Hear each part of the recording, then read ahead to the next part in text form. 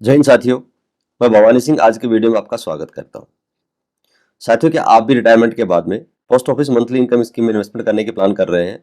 तो आज का वीडियो आपको जरूर देखना चाहिए, क्योंकि आज के वीडियो में मैं आपसे हाथ में डिटेल में शेयर करने वाला हूं कि पोस्ट ऑफिस एमआईएस होती क्या है, कितना रिटर्न इसमें मिलता है, क्या इसके फायदे हैं, किस तरीके से इसमें आप प्री क्लोज कर सकते हैं। उसके अलावा आपके पास कौन कौन से अदर्स इन्वेस्टमेंट ऑप्शंस अवेलेबल हैं जिनमें आप इन्वेस्ट करके वेल्थ क्रिएट कर सकते हैं। तो ज़्यादा देर न करते हुए आइए दोस्तों स्टार्ट करते हैं। सबसे पहले देखते हैं कि पोस्ट ऑफिस एमआईएस होती क्या है, जिसको हम लोग शॉर्ट में एमआईएस भी बोलते हैं। पोस्ट ऑफिस एमआईएस एक पोस्ट ऑफिस का बहुत ही अच्छा स्कीम है जिसमें आपको एक फिक्स रेट ऑफ इंटरेस्ट पे गारंटेड रिटर्न मिलता है। यानी जब इसमें आप इन्वेस्टमेंट करते हैं उससे पहले डिसाइड हो जाता है कि आपका कितना पैसा आपको हर महीने यहाँ से एज इंटरेस्ट के रूप में मिलने वाला है। पोस्ट ऑफिस एमआईएस का लॉकिंग पीरियड होता है 5 ईयर का, यानी आज इसमें इन्वेस्टमेंट आप किया है तो आपका इन्वेस्टमेंट 5 साल के लिए रहता है। उसके बाद आप चाहें तो नेक्स्ट 5 ईयर के लिए आप इसमें एक्सटेंड कर सकते हैं। यदि हम रेट ऑफ इंटरेस्ट की बात करें तो प्रेजेंटली एमआईएस में 7.4% पर एनम इंटरेस्ट आपको मिलता है। इसमें यदि आप सिंगल होल्डर है तो आप मैक्सिमम 9 लाख का इन्वेस्टमेंट कर सकते हैं, और यदि ज्वाइंट होल्डर है तो आप इसमें मैक्सिमम 15 लाख का इन्वेस्टमेंट कर सकते हैं। अब बात करते हैं कि यदि आपको प्री क्लोजर करना पड़े, यानी आज आपने इन्वेस्टमेंट तो स्टार्ट कर दिया लेकिन किसी कारण से आपके इन्वेस्टमेंट को विड्रॉ करने की रिक्वायरमेंट को इमरजेंसी आपकी हो गई है, तो उस केस में आप क्या कर सकते हैं। साथ ही पहले साल में विड्रॉल अलाउ नहीं है, आप इसमें बिल्कुल भी विड्रॉ नहीं कर सकते हैं। लेकिन 1 साल के बाद यदि विड्रॉ करते हैं और 1 साल से 3 साल के बीच में यदि आप विड्रॉ करते हैं तो आपको अपने इन्वेस्टमेंट अमाउंट में 2% का पेनल्टी पे करना होता है। यानी यदि आपका इन्वेस्टमेंट 15 लाख का है तो आपको 30,000 का पेनल्टी आपको पोस्ट ऑफिस को पे करना पड़ेगा।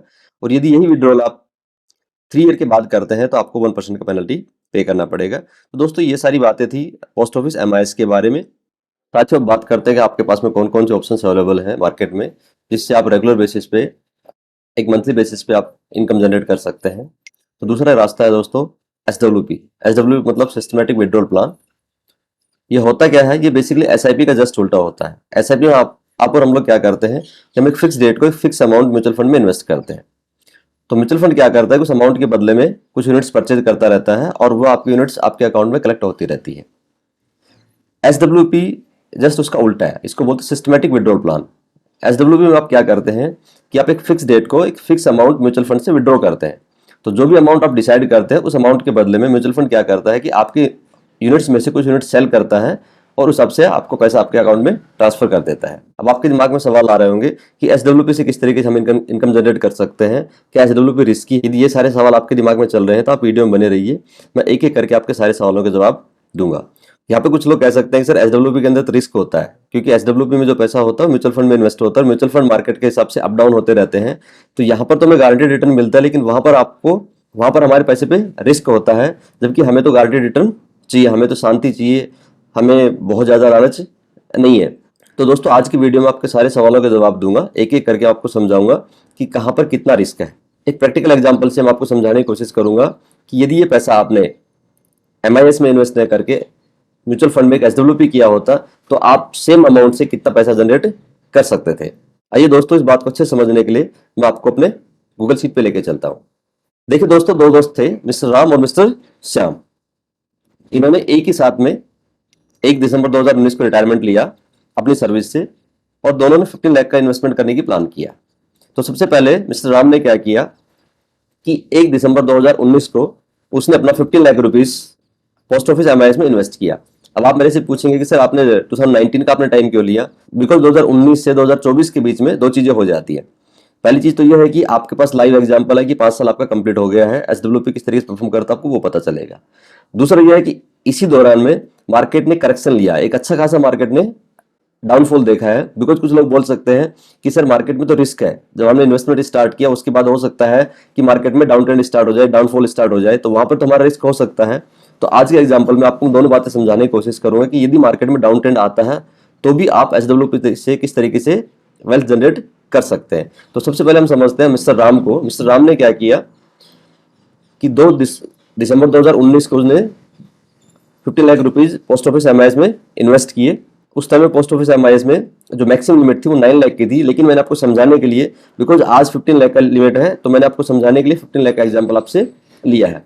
प्रेजेंटली एमआईएस में जो रेट ऑफ इंटरेस्ट है वो 7.4% का है। तो देखते हैं कि यदि इस स्कीम को आप अगले 5 साल तक चलाते हैं तो आपको कितने पैसे का फायदा हो सकता है। तो 2 दिसंबर 2019 को मिस्टर राम ने पोस्ट ऑफिस एमआईएस में 50 लाख इन्वेस्ट किए। 7.4% रेट ऑफ इंटरेस्ट के हिसाब से उनको पर मंथ 9,250 रुपीज का उनको एज ए इनकम मिलता रहेगा। 1 जनवरी 2020 को उन्होंने क्या किया कि इनका रेट ऑफ जितना इनका इंटरेस्ट बना 9,250 का वो इन्होंने विड्रॉ कर लिया, तो उनका बैलेंस हो गया 15 लाख का। सिंपल है, हर महीने उनको 9,250 रुपीज का एज ए पेंशन के रूप में उनको मिलता रहेगा। और जैसे उनका 5 ईयर कंप्लीट होगा, यानी मिस्टर राम का 5 ईयर कंप्लीट होता है 2 दिसंबर 24 को, तो उनका जो 15 लाख रुपीज है वो उनको वापस रिफंड हो जाता है। तो दोस्तों सिंपल सा तरीका पोस्ट ऑफिस एमआईएस का कि आपको फिक्स अमाउंट आपको हर महीने मिलता है। साथियों बात करते हैं मिस्टर श्याम की, जिनको म्यूचुअल फंड की बहुत ज़्यादा नॉलेज नहीं थी। तो उन्होंने क्या किया, एक निफ्टी 50 का इंडेक्स फंड लिया और उसमें अपना पैसा इन्वेस्ट कर दिया। देखिए इंडेक्स फंड जो होते हैं वो बहुत ज़्यादा रिसर्च नहीं करते हैं, ये जस्ट निफ्टी 50 को रिप्लिकेट करते हैं और इनमें जनरली उतना ही रिटर्न आता है जितना निफ्टी परफॉर्म करता है। जनरली ये इनका जो रिटर्न होता है ये बाकी एक्टिव स्कीम से कम होता है। लेकिन उन्होंने क्या किया कि एक सिंपल सा निफ्टी 50 एसबीआई का इंडेक्स फंड में इन्वेस्टमेंट स्टार्ट किया। तो सेम इन्होंने भी 2 दिसंबर को 15 लाख का इन्वेस्टमेंट किया और उस दिन का जो एनएवी था वो 103.6981 था और उस हिसाब से उनको 14,465 यूनिट्स उनको अलॉट हुआ।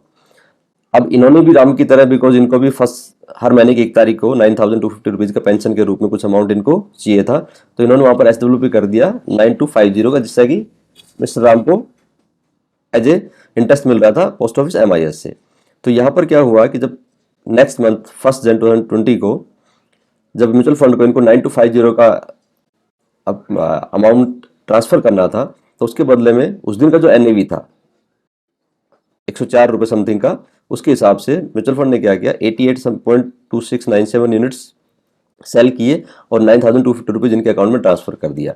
अब बिकॉज इनको स्टार्टिंग यूनिट अलॉट हुआ था 14,465, इसमें से 88 इन्होंने सेल कर दिया, तो इनके पास जो बैलेंस यूनिट बचा वो बचा 14,376 का।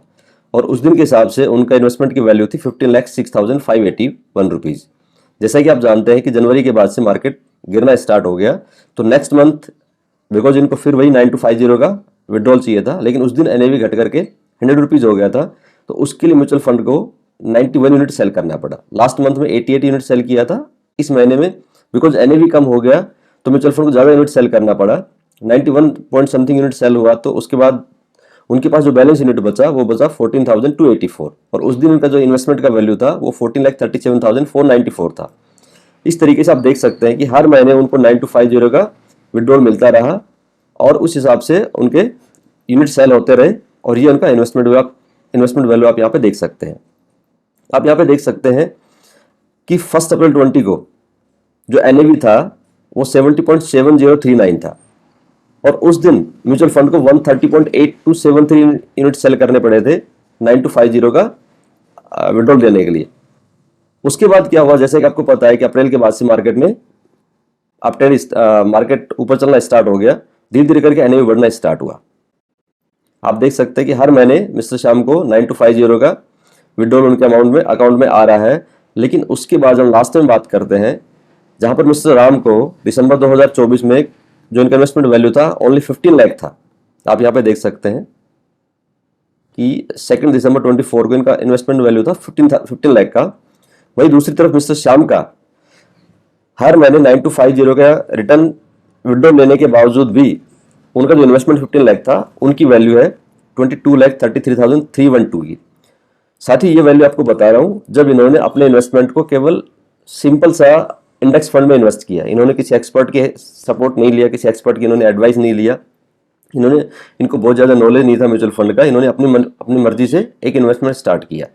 यहाँ मैं आपको बात बताना चाहूँगा साथियों कि यदि आप भी किसी एक्सपर्ट म्यूचुअल फंड एडवाइजरी के अंडर में इन्वेस्टमेंट करना चाहते हैं म्यूचुअल फंड में, तो आप हमसे कॉन्टैक्ट कर सकते हैं। मेरा नंबर आपको वीडियो के डिस्क्रिप्शन में मिल जाएगा।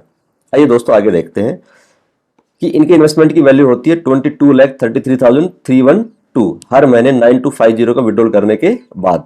और ये वहाँ वैल्यू है जहाँ पर इन्होंने बहुत ज़्यादा रिसर्च नहीं किया, किसी की सपोर्ट इन्होंने नहीं लिया है और इन्होंने जस्ट निफ्टी 50 इंडेक्स फंड में इन्वेस्ट किया है।